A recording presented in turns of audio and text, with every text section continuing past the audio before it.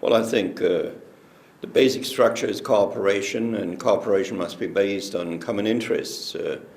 From my point of view, the step forward from the G8 to the G20 was a very important one, and should be very carefully elaborated, especially experience-based. I think another important issue will be to bring together the new ideas of a world financial system, because how to finance further globalization, how to address the negative issues of globalized financial markets and draw positive consequences out of that. The restructuring of the international financial markets, I think, is a second very important issue. And then continue with open markets, especially in global trade. I think that's another issue which should be addressed. And last but not least is the future, the political system in a globalized world with now almost 7 billion people. Well, from my point of view, the existing major players will continue to play a decisive role. It's at the top political leadership, state actors, and also actors based on international organizations, which are a result of the political system of the state actors.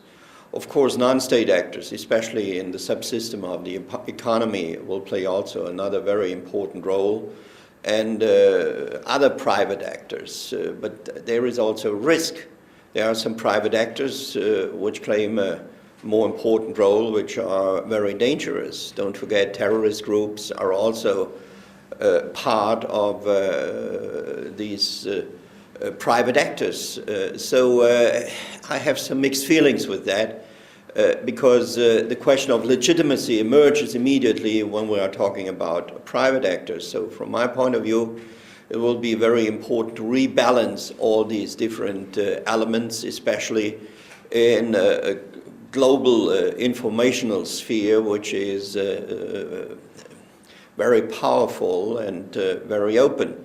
So from my point of view, we have to rebalance or rearrange these different elements to move on with global leadership. But there are some very traditional and very important decisions to make. For example, the Security Council, a source of legitimacy for international action.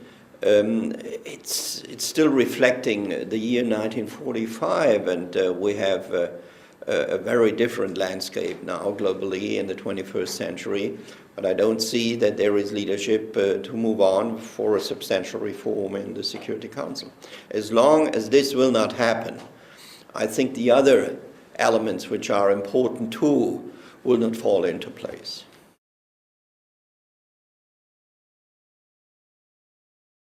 If the founding of the International Criminal Court and the institutionalization of the International Criminal Court will lead to an encouragement for regional or sub-regional initiatives, I would highly welcome that. Well, first of all, I'm not so in favor. I'm more a traditional German, so I'm thinking well, I see the world, especially the political and social world, through the prism of institutions. Because institutions have some, I think, from my point of view, very positive advantages compared to the more open space of non-state actors. So from my point of view, I would say, let's create a maximum of openness inside existing institutions and try to integrate as much as possible the non-state level also on the institutional platform, and don't see the difference between the institutions on the one hand and non-state actors on the other hand. So I think it will be very important to create new global institutions which can be really powerful. And there, the relationship between state actors or institutionalized actors and non-institutionalized actors, I think, could be then addressed in a very positive way and organized in a very positive way. There is, I think it's very simple. You have to make the difference according to the principles, to the rule of law, to the whole set of democratic principles and human rights. And there are non-state actors, as state actors, which are still in a state of denial or fiercely objecting it or fighting against it. And this is the dividing line.